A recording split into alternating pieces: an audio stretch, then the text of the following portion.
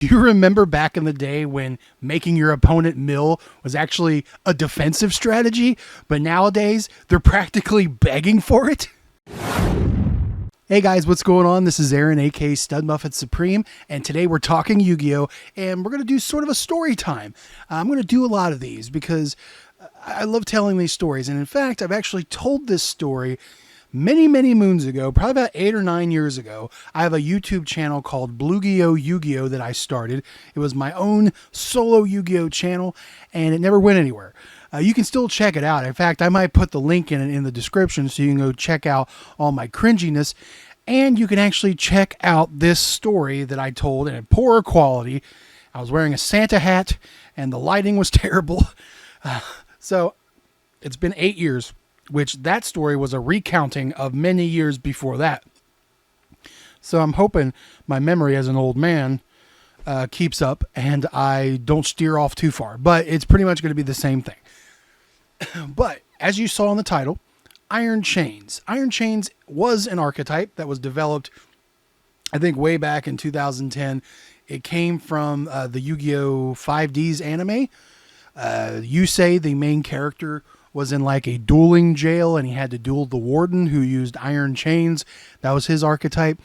And thus they created cards based off of them. Iron Chain Repairman, Iron Chain Snake, Iron Chain Coil. I think those were the three main monsters besides the Synchro, which was Iron Chain Dragon. And then you also had a Paralyzing Chain and Poison Chain. So there was like 4 or 5, maybe 6 cards at that time that were in conjunction with each other. But basically, the point I'm trying to get to is this archetype, this strategy, completely changed how I played the game of Yu-Gi-Oh! And how I perceived the game of Yu-Gi-Oh! I won't go into it too much like I did in my old video, where I basically gave you a historical account of everything I did in Yu-Gi-Oh! Leading up to that point. I'll do that another time, but to make it short, I played Yu-Gi-Oh! The card game like a lot of kids did back in the day, basing the rules off the show. And I had 60 card decks, sometimes more. I used all the best cards I could. Dark Magician, Dark Necrofear. I had all these different cards in there. I had fusion cards in my deck. I didn't know how the hell to play that game like competitive players do. I had no clue. I thought we were just playing made up rules, just like the Yu-Gi-Oh! Show, basing a lot of our rules off the anime itself. And I know I'm not the only one. I've heard plenty of tales, and plus my friends did it with me. So blah, blah, blah, right?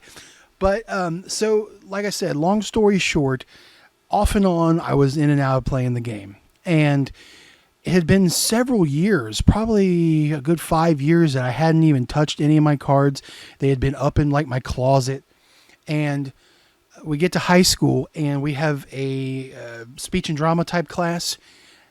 And our teacher, he let us do a lot of free stuff. Like, what I mean by that is when we would do our work and finish it, if there was still time in the class, he would let us play card games, play board games, hang out, maybe turn it into a study hall, catch up on homework.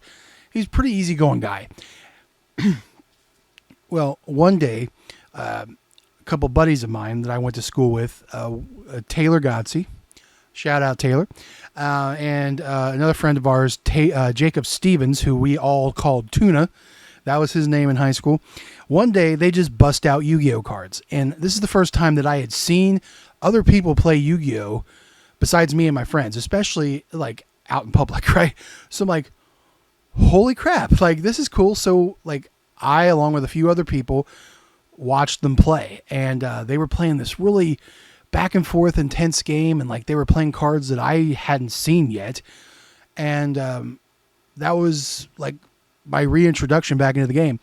And they're like, if anybody else wants to play Yu-Gi-Oh, bring them in. And then like when we have free time in this class, we'll just all just play casually. So me being me, went to my house, got in the closet, found my old, Yu-Gi-Oh collection, pulled out my old deck that had all the best cards. I like Dark Magician, Blue Eyes. I think I had Blue Eyes Shining Dragon because I got that card when the movie came out. I had all these great cards. And I brought it in the next time we were in that class, And Tuna was like, hey, let's play. So we got the decks together. He's got his deck out, and I'm like, wow, his deck is pretty small. I pull out mine, and he looks at me and goes, how many cards do you have there? And I'm like, and before I could finish, he goes, you do know there's a deck limit, right? I had no clue. I said, no. He goes, minimum 40, max 60. That's in your main deck. And then you need to have like a 15 card max limit for your side deck. I was like, what's a side deck? Well, he meant it's basically the side deck, and then also your fusion deck too. I'm like, oh, okay. So I think I went through and I got it down like to 60, but I wanted to make sure I kept all the best cards, right? And I'm playing against him, and he's pulling out these cards like Iron Chain Snake.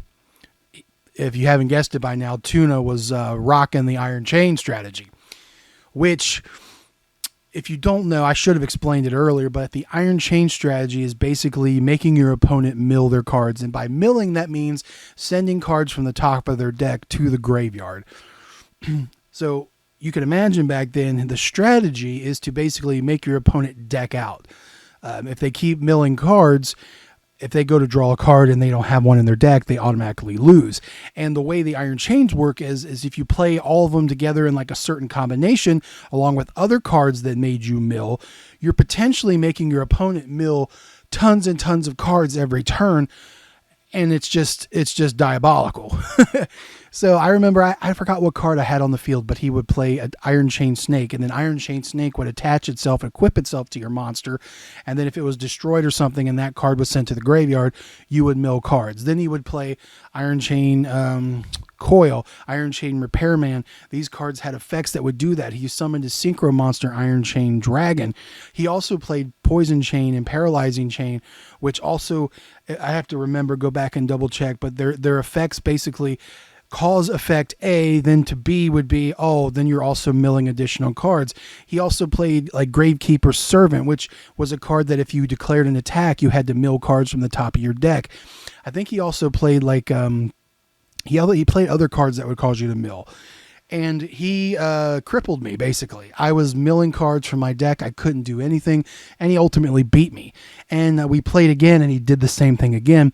And I was a little frustrated. He could tell. And after we were done, he's like, listen, I assume you haven't played in a while. I said, no, I haven't. And he said, well, the reason that you're not doing so well is I believe the consistency of your deck is not very good. And he goes, can I look at your cards? And he's looking through my cards. He's like, yeah, you got no flow in this deck, no consistency. And he explained to me that the Iron Chains work well together because their effects play off each other in a certain strategy.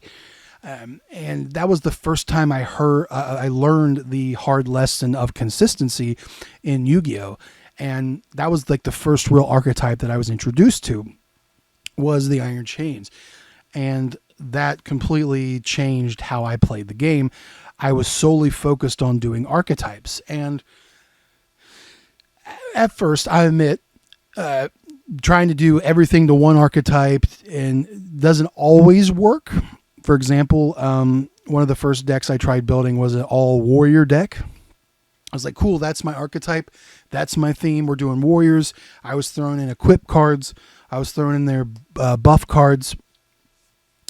And I was in the right direction. I was in a step in the right direction. That deck was a lot better than the one that I played Tuna with. But still, it was still a learning process. But without playing Tuna and getting trounced by those Iron Chains, I would have never understood that. And I wouldn't have understood the lesson of consistency. And looking back now, Iron Chain, I thought that was like, I legit thought that was like the coolest strategy. I'm like, it felt like the anime. Because in the anime, sometimes Yugi or Joey would duel somebody and they had this strategy. And like, it was like, how am I going to get out of this strategy? It's like unbreakable. And when I was playing Tuna, the kid part of me was kind of like in my mind going, holy crap, this is unbreakable. I cannot stop him, which is funny now because That deck now would be more of a hindrance than it would be a good deck, because during that time there wasn't a whole lot of cards that floated, and floating means if it hits the graveyard, something happens, an effect or something. I wouldn't dare do Iron Chains now. I mean, I've several years down the road from that point, I did build an Iron Chain deck. Never really used it. And then many years later, after we started playing competitively, I had considered it at one point, but I'm like, no, there is absolutely no way, because too many cards float in the graveyard. That deck would do me more harm than good. It would actually help my opponent in some cases, depending on what deck they played. So yeah, it's funny how it works, because I feared that deck so much back then, but now it's competitively, at least to my knowledge, it's kind of been debuffed pretty much. But I will always have a special place in my heart for that archetype, for the Iron Chains, because they completely changed everything.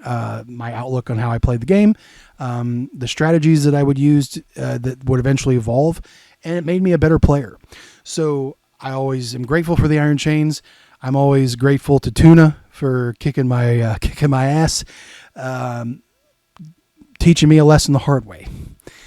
And yeah, I just on a side note, I remember dueling Taylor too, who played dragons, and it was like a very aggressive beatdown dragon deck, and I used to hate dragons for a long time because of him, because he beat you quicker than Tuna did. And I always thought they were like, I was like, holy crap, these two guys together, they're a hell of a team. But yeah, so yeah, just wanted to share that story with you guys on how I viewed Iron Chains and how they changed everything going forward, how I played the game of Yu-Gi-Oh! But in the comments below, if you want, let me know if you had any other similar situation. Did you encounter the Iron Chains like I did? What other deck strategy or archetype really kind of opened your eyes and changed the way you played the game? Let me know in the comments, and don't forget to like, share, and subscribe. And yeah, I'm going to do more of these Yu-Gi-Oh! Stories, because I got a lot to talk about. And yeah, so keep watching, guys, and Stud Muffin here, and I'll see you next time.